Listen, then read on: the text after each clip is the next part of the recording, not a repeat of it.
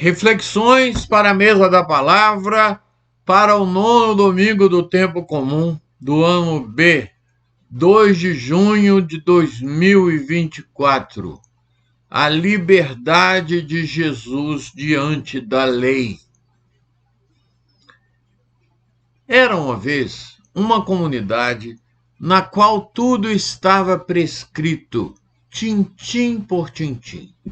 Tudo muito bem definido em detalhes, com todas as letras. A cada geração, os seus participantes iam se tornando cada vez mais ciosos de que era a lei que os protegia de tudo. A caminhada deles foi se dando de tal forma que chegou uma hora na qual a lei prevalecia sobre qualquer outra coisa, inclusive sobre o amor. Esse povo tinha se tornado tão frio, tão duro, tão implacável, que as pessoas, ao passarem por aqueles caminhos, andavam mais depressa, com receio de que pudessem ferir alguma daquelas regras que eles consideravam tão importantes e que colocavam bem acima da existência das pessoas que a compunham. Quando deram por si, aquele povo descobriu que tudo lhes era proibido. O evangelho desse domingo vem nos trazer algo interessante e é bom que notemos, bastante atual. Trata-se da questão das regras e do seu uso vida afora. Elas são fundamentais para o funcionamento da comunidade, de uma forma específica, e também da sociedade numa forma geral. Mas, caso sejam levadas de maneira absoluta, perderão seu sentido básico e tornarão as pessoas escravas das regras.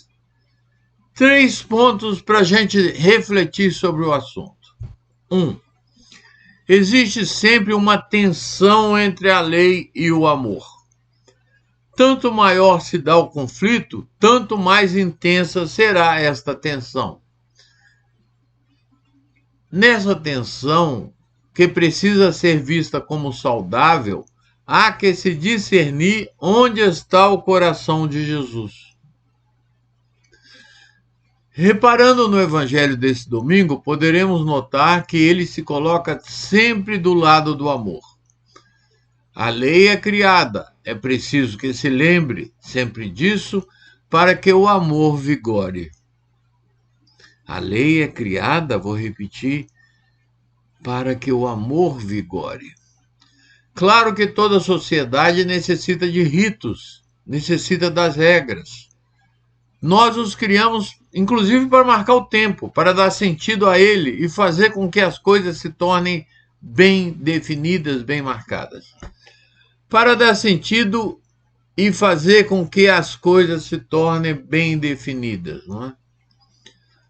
O risco do rito e da regra é que eles se tornem um peso em si e não algo para ser vivido de maneira leve e construtiva. 2.